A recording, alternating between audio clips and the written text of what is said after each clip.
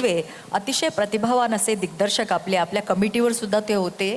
म्हणजे मागच्या कमिटीवर 2016च्या अखिल भारतीय चित्रपट महामंडळाच्या त्यांच्याबरोबर मी 5 चित्रपट केले. त्यात आनंदजींनी पोपटावरचंच ते गाणं होतं आणि त्यात लक्षा होता माझ्याबरोबर आणि मला वाटतं त्या पिक्चरचं नाव मजाच मजा. त्यात नंदा शिंदे ज्या आता त्यांच्या धर्मपत्नी आहेत सतीश रणदिवेंच्या, त्यांच्याबरोबर आणि त्यात त्यांनी चक्क डान्स केलेला आहे आनंदजींनी. तर हो, त्याच्यात त्यांचं नृत्य आहे आणि ते नंदाजी आणि आनंदजी नाचतायत आणि त्याच्यातून आम्ही लक्षा स्वप्नात जातो आणि मग मी आणि लक्षा दिसतो त्याच गाण्यात. असं ते गाणं होतं आणि मी म्हटलं तो नर्तक तो गायक म्हणजे आनंद शिंदे, आनंदित शिंदे. त्यामुळे असं ते लोकसंगीताशी माझी नाळ हळूहळू जुळत गेली. आता लावणीसुद्धा आणि किंवा अजरामर झालेल्या लावण्या मला अनेकदा सादरीकरणाचा तसा योग आला अनेक माझ्या चित्रपटांमध्ये. पण माझ्या लावण्यात तेवढ्या इतर जी गाणी गाजली तेवढ्या गाजल्या नाहीत. म्हणजे अतिशय सुंदर लावण्या आहेत खरं माझ्या नावावर जमा झालेल्या. पण कधीतरी असा नृत्य करण्याची वेळ येईल तेव्हा मी जरूर एक माझी लावणी सादर करेन आणि इच्छा आहे माझी.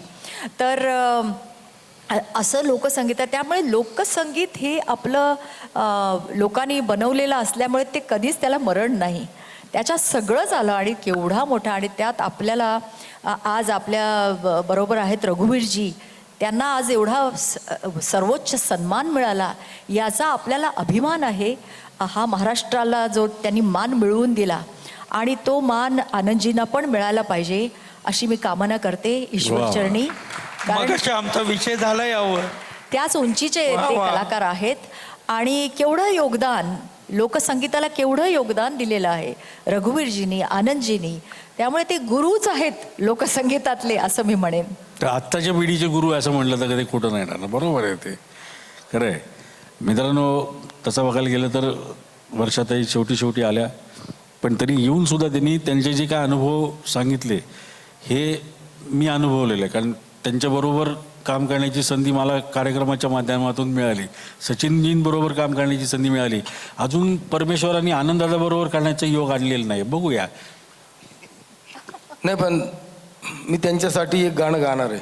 हा रे क्या. कारण त्यांनी ते गाणं ऐकलं असणार त्यावेळी, ज्या वेळेला जे फॉर्ममध्ये होते वर्षा उसगावकर, भरपूर फॉर्ममध्ये, त्यावेळी मी ते गाणं बनवलं होतं. ते पण नटीनं मारली मिठी हे जे गाणं आहे त्याच्यामध्ये कुठल्या हिरोईनचं नाव आहे? राणी मुखर्जी. पण आमच्यासाठी सुद्धा मराठीतली वर्षा उसगावकर आहे. हे गाणं ट्रेडिंगला आज मी गायल्यानंतर आलंच पाहिजे.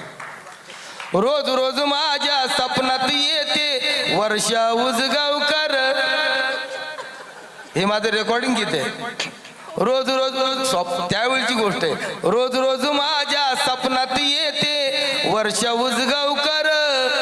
आई ग माझं लगीन कर लवकर, अग आई ग माझं लगीन कर लवकर.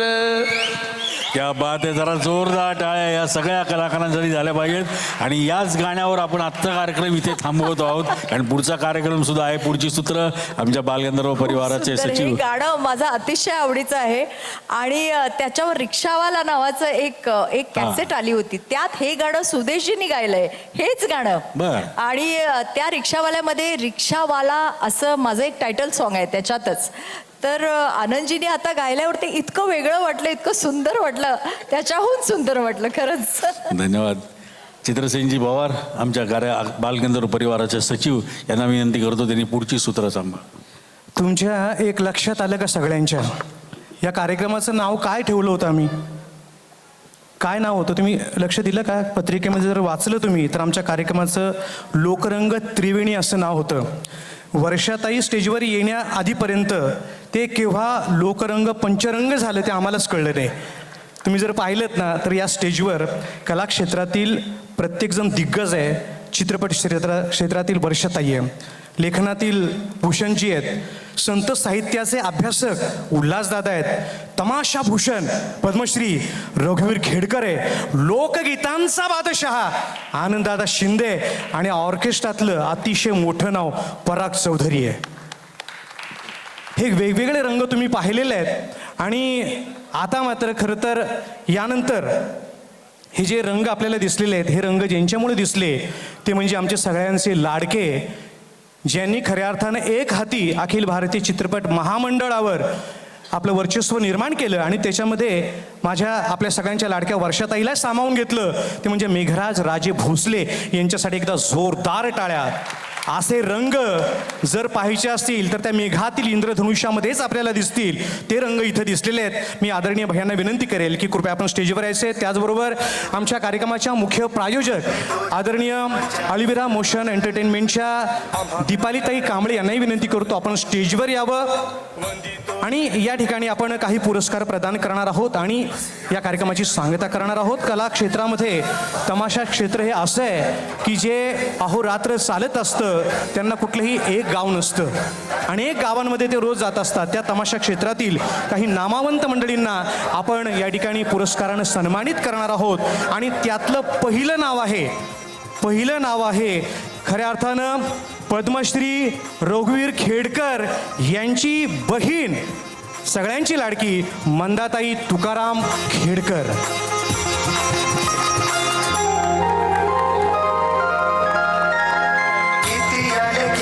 वयाच्या अवघ्या 3-4 वर्षापासून आई कांताबाई सातारकर यांच्याबरोबर नृत्याला मंदाताईनं सुरुवात केली आणि आता 50 वर्ष होत आहेत. जोरदार टाळ्या झाल्या पाहिजेत मंदाताईसाठी, जोरदार टाळ्या.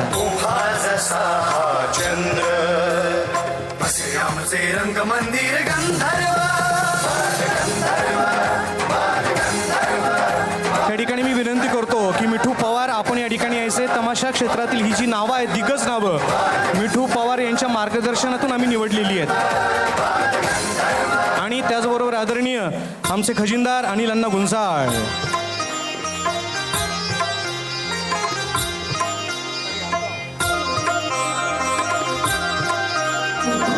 मला वाटतं आपल्या टाळ्या कमी पडता कामा नये, कारण या लोकांनी या तमाशा कलेसाठी, लोकनाट्यासाठी आपलं आयुष्य झिजवलंय, अक्षरशः झिजवलंय.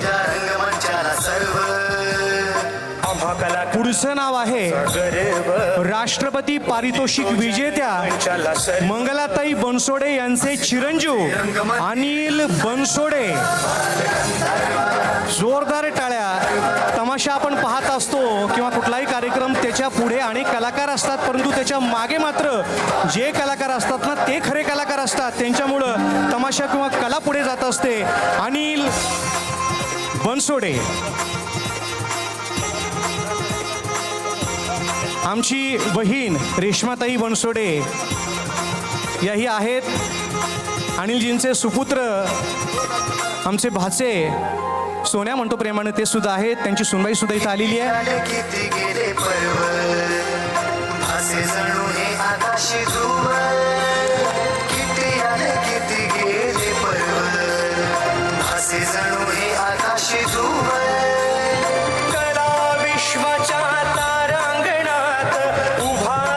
धन्यवाद.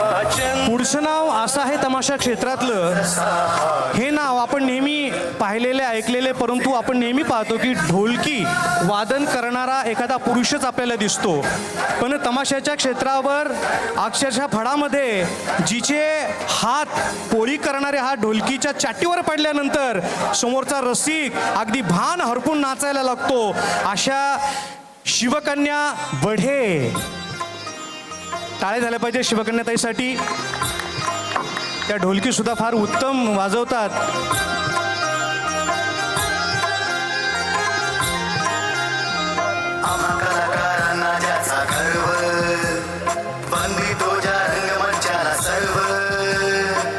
कलाकारांना ज्याचा गर्व, वंदितोच्या रंगमंचाला सर्व, असे आमचे रंगमंदिर गंधर्व.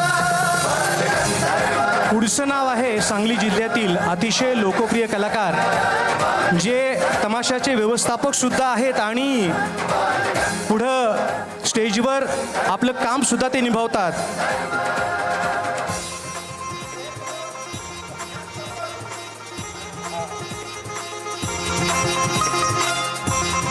पुढचं नाव आहे आदरणीय मुरलीधरजी शिंदे. ते उत्तम व्यवस्थापक तर आहेतच, परंतु स्टेजवर ते आपलं कामसुद्धा बजावत असतात, अभिनयसुद्धा करत असतात, वेगवेगळी कामं ते करत असतात. अष्टपैलू कलावंत म्हटलं तरी काही हरकत नाही.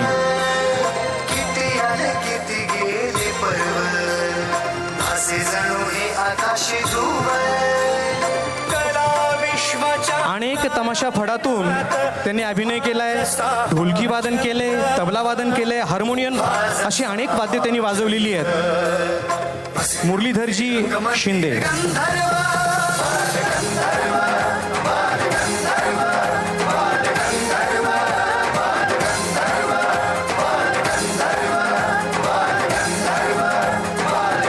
तमाशा क्षेत्रातला पुढचा पुरस्कार आपण देणार आहोत.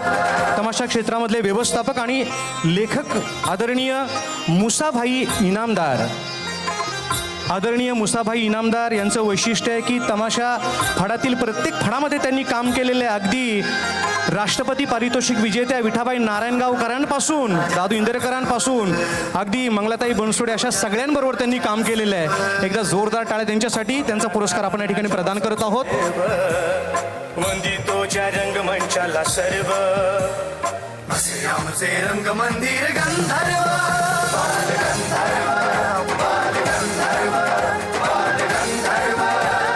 आणि सगळ्यात महत्त्वाची गोष्ट बरं का, आदरणीय मुसाभाई इनामदार हे राष्ट्रपती पारितोषिक विजेत्या विठाबाई नारायणगावकर यांचे जावई बापू आहेत.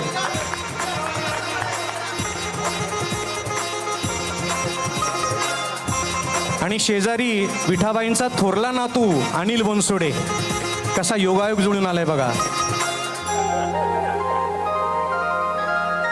आणि यानंतर आपण आपल्या महाराष्ट्रातल्या अनेक कला आहेत, त्याच्यामध्ये जागरण आणि गोंधळ ही अगदी वेगळी कला आहे. त्याशिवाय आपल्या घरातलं कार्य पूर्ण होत नाही.